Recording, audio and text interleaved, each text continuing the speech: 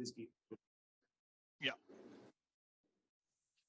So I have a conversation with a good friend yesterday, and we had this conversation about membership and how it's structured and how what is Posit.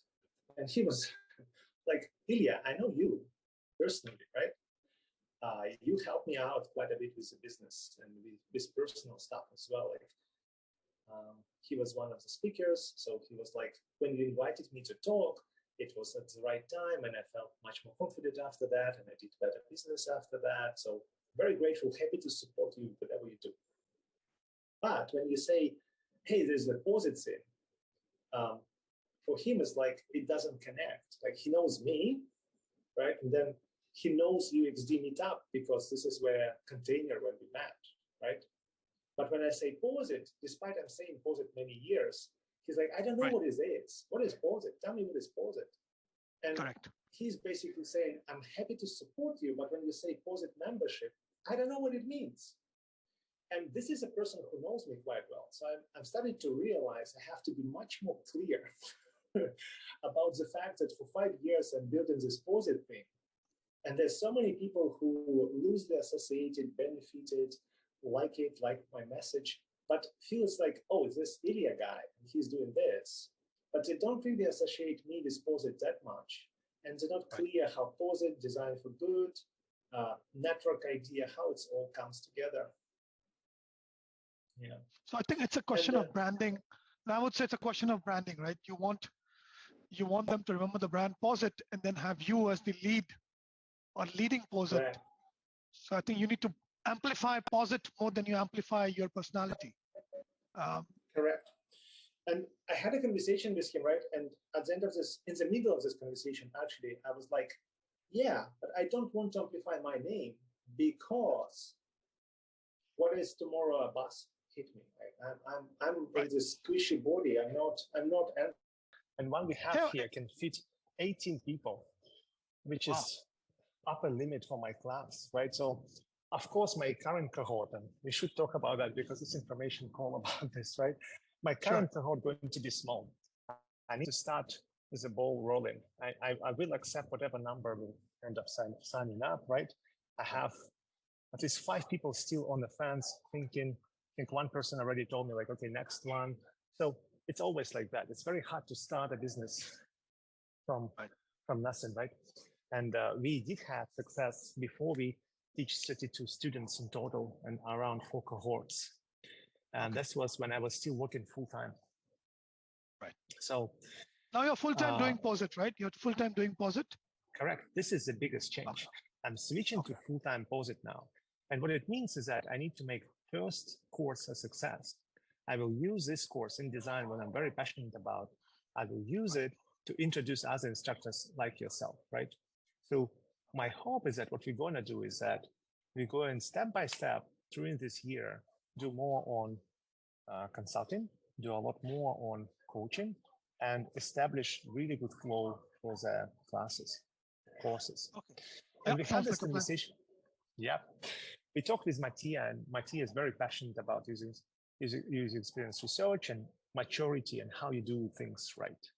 And he was like, I hate these bootcamp programs, which are very focused on getting person a job, but not that focus on giving this person fundamental understanding of what the hell they're doing. I always felt very uneasy about this stuff as well, but at the same time, I'm the person who is providing this part-time education. So you can say, for someone looking from outside, they was like, oh, you're running a bootcamp program. But I don't like that. I don't like this name. I don't like what it implies. I think it could be done right and could be done wrong. My idea is that, and if you look at the feedback from my students as well, they're telling me that I'm giving a lot of high-level concepts. I'm trying to connect what it means to design for good, what it means to be ethical, what it means to provide data privacy, what it means to take responsibility for your design in digital, with how might we do much faster and better, how we do faster prototyping, how we fail fast, how we prove our hypothesis. I believe that designers could be these actors for good inside any business, including highly unethical businesses. It's, of course, if you find business which is really bad, you shouldn't be there. But if you find yourself as a designer inside a business, which is from your perspective, not making any good in the world, you still have a chance to move, influence, create a safe space inside and help this company to reinvent itself, because you know that over long term, only ethical businesses will actually survive. And unethical businesses, what they do is that they destroy an environment for all of us. And we are still in transition because industrial revolution opening so many opportunities for us. And we connected so much with technology, and we disconnected so much from ourselves, from the nature, from who we are, that today it's very easy to see businesses which don't take responsibility for the whole impact they do. But a designer by nature is a person who is very empathetic, have passion, and have compassion, right? And what you have to do is that you go and you connect with the customer and learn about them, and you try to figure out how might we as a business really address the innate needs. Right. The beauty about that is that innate needs are actually quite universal. Everyone wants to have a good family. Everyone wants to eat well. Everyone wants to be healthy.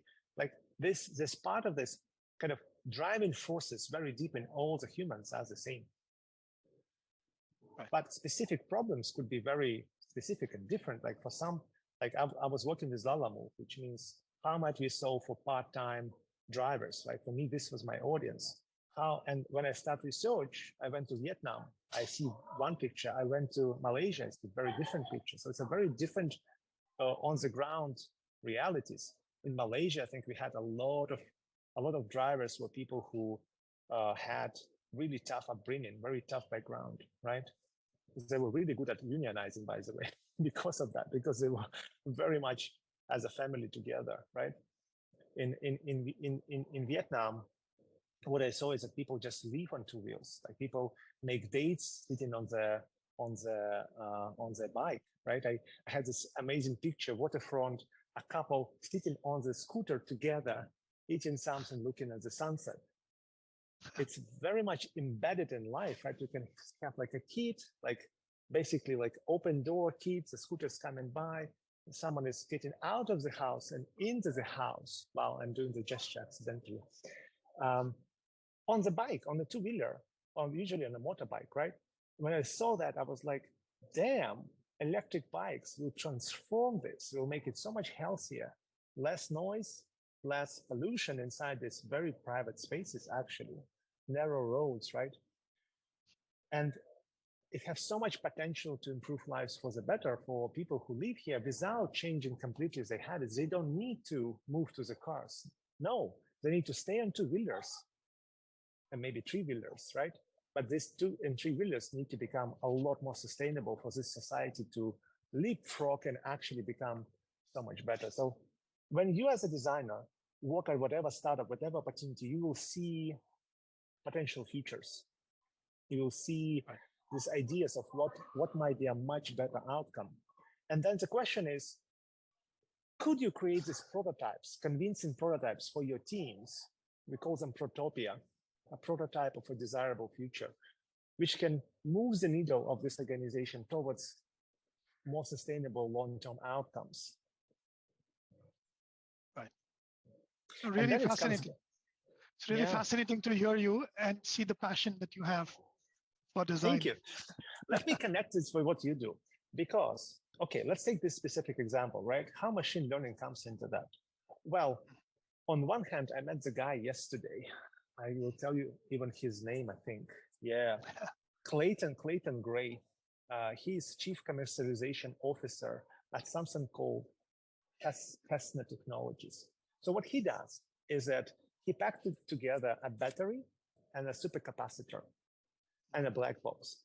All of this together, what it does is it significantly reduces weight, increasing energy outputs, and you're capable to charge supercapacitor with your active usage of your machine. But when you brake, like similar to Prius, right? They created this miniature system which works like a Prius without a traditional gasoline engine. But there's a part in Prius, in Toyota Prius, which is give back energy when you use your brakes, right? They're doing this they answer using machine learning to understand your actual route and what going to be workloads and optimize. So they extend the life of the battery by 40%.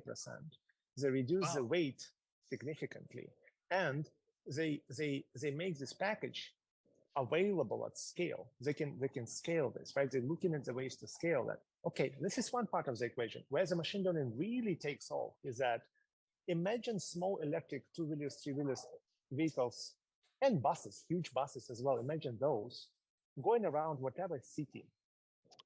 The beauty of it is that a two-wheeler is a very different than a car in terms of mobility. You can get in many more places. You go on the pavement sometimes. You're very respectful to the pedestrians, but it's allowed by law. Small street, you go there you park in different locations in cars. You're much more efficient in traversing the city environment on a two-wheeler. On a small electric two-wheeler, you can do magical stuff. You can pop up in places people don't expect you and do your business, especially like cities like Hong Kong, we're way behind on this. But as soon as we start embracing this and legalizing two-wheelers, if you look at the neighborhood like Chun, it's already happening a lot. But people kind of don't see it yet, but it's coming. Okay, then imagine LiDAR. Imagine a small LiDAR, cheap LiDAR, which is coming to the market because of companies like Apple, which put LiDAR in this device, right? This is a LiDAR, solid state LiDAR. Okay. Yeah. Sensor, right? Sensor. It's a sensing device. What is a LiDAR? LiDAR is a laser which scans the environment very quickly. Okay. And gets back data. The beauty of LiDAR is it used to be a very bulky device like this, which need to rotate. Now it's a solid state device, no moving parts, right? It's already much simpler. Then it's miniaturized so fast and so much that now we can put LiDAR cheaply on your scooter. And LiDAR, even if you move at speed, can scan environment with precision of a leaf. It will see a leaf on a tree. Oh, okay, I didn't know that. What it means is that you have, imagine you deployed 10,000 like this. So you have 10,000 devices. Add 5G to that, streaming data real time about real structure of your city. You can build Google Maps, bootstrap Google Maps level of data, and be completely independent from giant tech giants, right? So you have these vehicles, right? But these vehicles actually could be actors in a data system. They could provide so much data real time.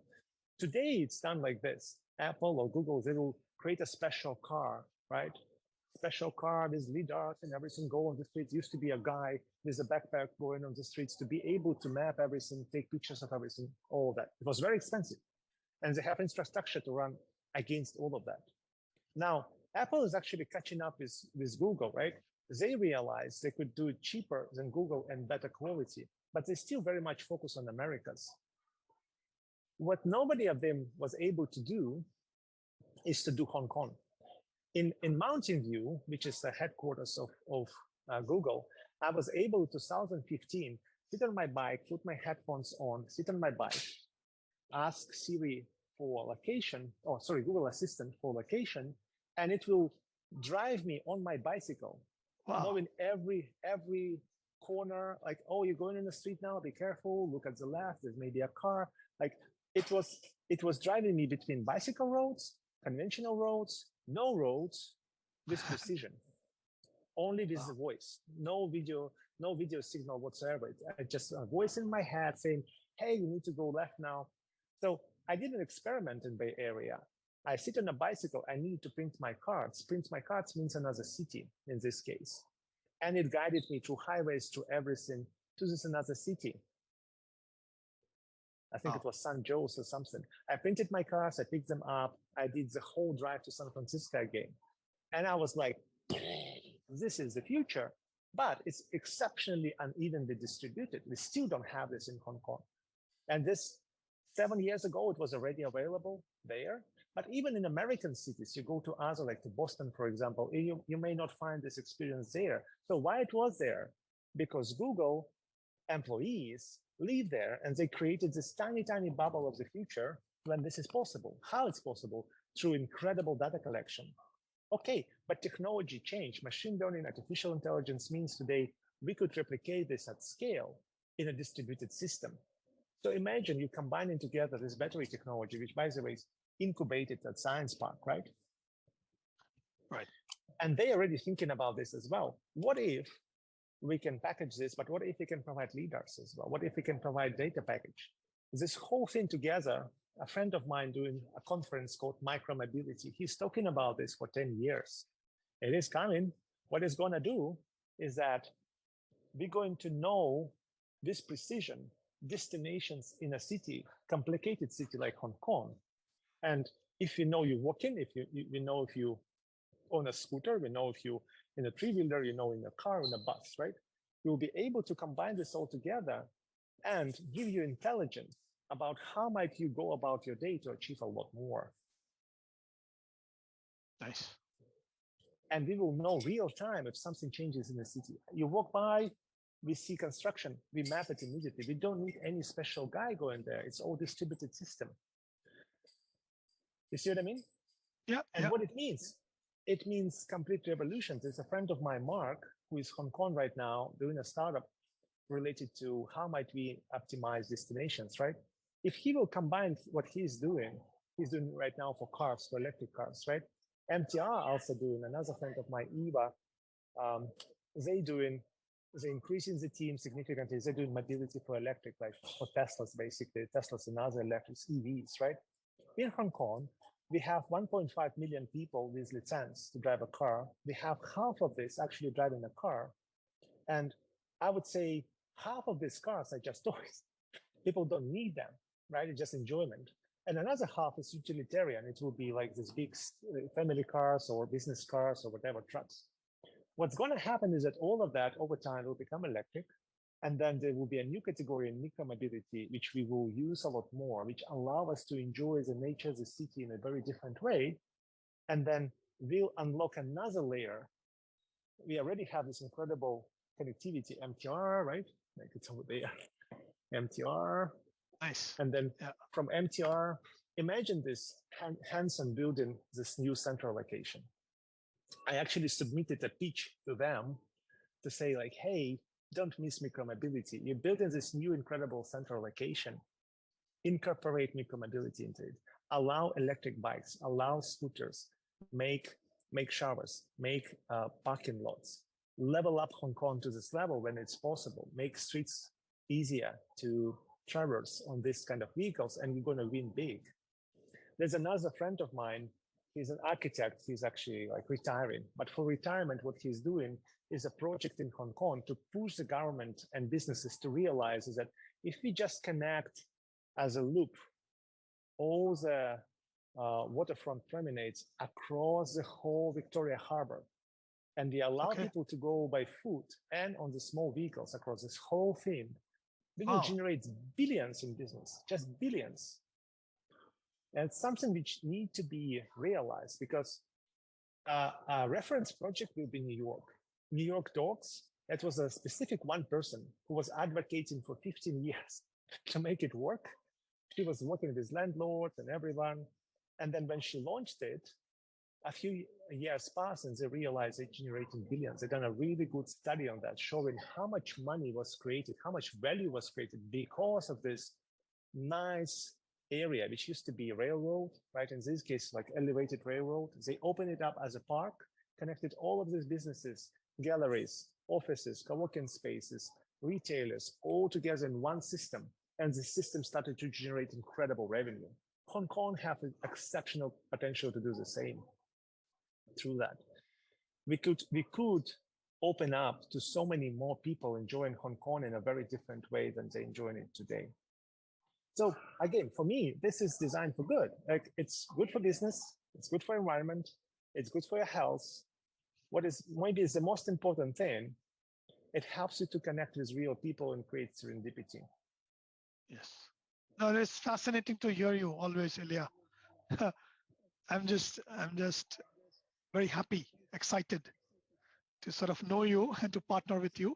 And I think you should be working with the government. You should be pitching these ideas to people who can actually then take it and run forward with this.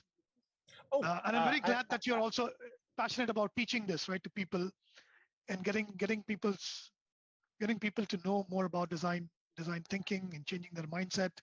So I think you're in one good space, which is teaching. I can clearly see that this topic is your passion. But also then how do you implement this, right? So going back to boot camps and jobs, right? My comment is the people who go on the boot camps are serious about getting something for their livelihood or either changing their careers. And they need some knowledge which goes beyond theory and it goes into application, because they can only apply for a job if they can apply what they have learned, right? So I think beyond application, it's also beyond the knowledge, it's also the application. Because it's I can hear all these application wonderful first. things. It's also It's application. always, Exactly. It's doing exactly. first. It's doing first. We know, exactly. Again, Posit is not a network of design theory. We're not a moralistic organization telling you what is designed for good. No, we are a network of practice. What it means is that we connected with people who are doing the work right now, not theoretical people, not people who, It's great to be in academia and all of that. It's great to be teaching at university, but I will be very straight about this, right? Some of my students are from PolyU, for example, right? And I love PolyU Design School. But what happens is that their parents spend $500,000 Hong Kong on giving them education. Me, They come I'm out one of those this parents. education. I'm one of the parents. They come out of this education already with a feeling that they don't really fit into workforce. And they will be saying something like, I don't want to say the name or any details, but I think I can say that one of my students, right, he studied something which perceived as incredible. Like he studied computer science, right? But he went out and he looked at the world and he like, actually, I want to be creative for this today. And I need to know design. I may apply some of my data science on computer science skills, right? But I have to combine it with real design skills in user experience design. Why? Because if you look at the design thinking framework, there's need, deep innate need. So desirability, they call it. It's a weird name, but follow me, right? It's a deep innate need. So desirability means it's something, not you want something, but something which is inside you screaming, I need this, right? And it's usually connection, family, all of the things we discussed. Another one is feasibility, which understanding of what is possible with technology. And another one is viability, which is understanding what is a business model makes sense, how I can create value so that my idea, whatever it is not only feasible and desirable, but also sustainable in the world, right? If you combine these two together, this is a sweet spot of innovation. So people coming from the traditional system, they usually trained in only one of those. And they feel like what they're doing is not really connected enough to be able to go into the world and make ideas real. So why they take my training? Typically, because they realize at some point that digital technology transforms what we do, how we do this, everything.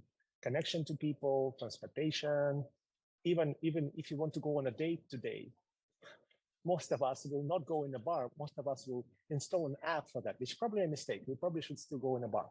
But most of the young people use this app and they swipe left and right. It's like a game, right? And for some of them, this is how they met the significant other and built a family. And there's now enough stories about like, oh, we meet on the internet, right? And there was this crazy person messaging me memes, and that's why we have a family now. So it's very important. It's a connection to something like the most important thing in your life, like your partner, your family, right? And it's facilitated through technology. So it doesn't matter what you studied. At some point, if you're entering into real workforce today, you will be like, I need to have some design thinking skills. I need to understand how technology might improve or how technology can ruin our connection to things matters for us, things which are the most important for us, right? And we all live through that. I was born in 1848, the same year a Macintosh computer was introduced into the world, right? And I'm a bit old now, right? But still, I lived through, like in 90s, I got connected to the internet. My growing up was on the internet more than my immediate environment, physical environment. My physical environment was kind of ruined by Soviet Union collapsing and being on the far east of Russia my immediate environment was completely devastated. There was no water, no electricity. It was quite tough. We were staying in the snow in a long line for 2 hours for bread, right, when I was a kid. Then, of course, we started to build something from that. And a lot of what we started building was facilitated by technology. I remember early 2000s, my hometown, we will be taking orders from America and making a website in 2 days. There was a boom in America of, .com boom. Everyone needed a website. Yeah. And we were cheap, outsourced. We were competing with India and everybody else. And we were doing like a website in 2 days. So in 1 week, you can do 6. It was crazy. You don't sleep at night, you do another website, right? It's all right. So it was performance of what we were doing was exceptional. It was really bad websites. But if you don't sleep nights and do 6 a week, it means that in a month you're really good at that, and you see some patterns in that. And the studio I joined, 3 Dots, it's still one of the best studios, I would say, in Russia, despite being in a tiny city on far east of Russia, half Ukrainian, by the way. And my first boss was German guy, so it's very international as well. It is part of Russia, but it's actually historically it's China. It's North Manchuria, the territory itself, right? And people who live there all over the world. So for me, it was interesting that I was growing up like that and experienced that. And now reflecting back on all this, I'm at this age when you start asking big questions, I think, like 30 to moving to 40, closer to 40. I'm 38 right now. And I'm keep asking myself these big, big questions. What the hell are we doing here? And is it what we're doing actually good or not good? And I feel like this passion to keep asking this question is very important, because if you give up on this question, you kind of give up on the source of your energy in life, right? On your passion, right? I agree. I had these moments when, especially last year, when the war kind of really escalated and there was so much pain. I had this moment when I was like, I don't know why I'm doing anything. Like I was almost giving up on everything, right? Like it's so much pain, it's so horrible. I cannot fix this, right? And I'm a small person, right? I'm just a guy. I have my family, I need to take care of that, but this horrible thing going on, right? But what I actually can do, and everyone can do, is to do what you do, but look at it and keep asking the question, are you doing it for good? For me, it's design. And this is why this very cheesy, but I think for me, it's very honest question. How might we design for good? What it means to design and what it means for good. Design, for me, goes very deep in a personal human connection. Good means to be able to keep asking this question many, many times for each project. Create this space when we question in the status quo, when we question in that, very often designer will be like, yeah, I cannot do anything. It's a business model. They're doing harm. I know that, right? But I will be doing my beautification of the app or improving of user experience and ignore the big picture. I heard a lot of that through my career, right? This gaming company I joined in 2011, what was basically happening there, they had like 40 million Americans playing every day social games or basically casino games, like similar to Candy Crush and stuff, right? They had like 40, 60 games like this, around 40 million players. But when you start digging into data, what you will see is that who is paying for this giant premium party? And you will see a young mom who gave birth and alone at home, and she craving for connection, got addicted to gaming on an iPhone, right? You will see a guy who just lost a job. You will see a guy who just retired and lost a meaning in life. Maybe kids moved out. He is like maybe separated with the wife, or maybe wife is around, but still. So this premium models, and these people on average will be spending $2,500 US per month. So they will be sometimes taking the whole, all the available money basically beyond accommodation. And sometimes it goes so bad that they actually spend what they don't own. They start borrowing money to play stupid internet games. Wow. Right? Crazy. And I was like, I worked there and I was trying to do something. And then my boss at the time told me, Ilya, your job is extract more money from that. Use your design skills to do that. And why he was like this? Because he was in Russia, right? And Russia in general were like, we don't give a fuck about it. Oh, sorry, we don't give a hell about this Americans. We would care less. They have all the money in the world, right? But on a human level, this is so degrading for anybody to participate in something like this. They are human beings. You are a human being. What do you do? So I quit. I moved to China. It was a big moral call for me. What the hell, like what I'm doing with my work. I realized I'm quite talented in doing design. I did a really big project before that. I was moving up in terms of salary and everything. When I moved to China, I kind of stepped back and really evaluated what I'm doing, why I'm doing this. Then I had opportunity to move to Hong Kong, and Hong Kong is very expensive to live in a family and kids. Yes, and I once again kind of went into this grind of like, okay, I have to make money. So, okay, startup, another startup, another startup. I could not get into corporate jobs. I did eventually go to CBRE, which is like top 100 company, for two reasons. One, I wanted to prove to myself and everybody else that I can work for big MNC. Second, I wanted to see from inside how bad it is, and it is bad. It is bad.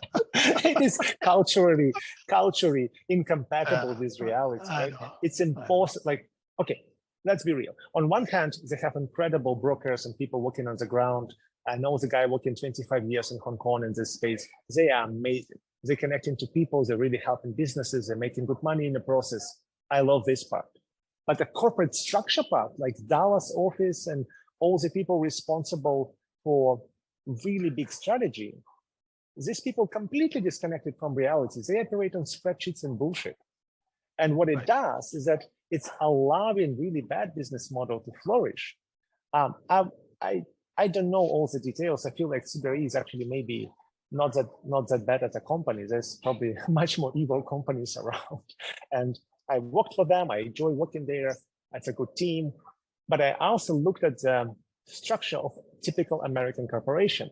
And I felt that this structure is dehumanizing, right? One of the simplest things is that as a designer, I was not at director level. And if you're below director level, you cannot get a Mac because Mac is a status, not a tool.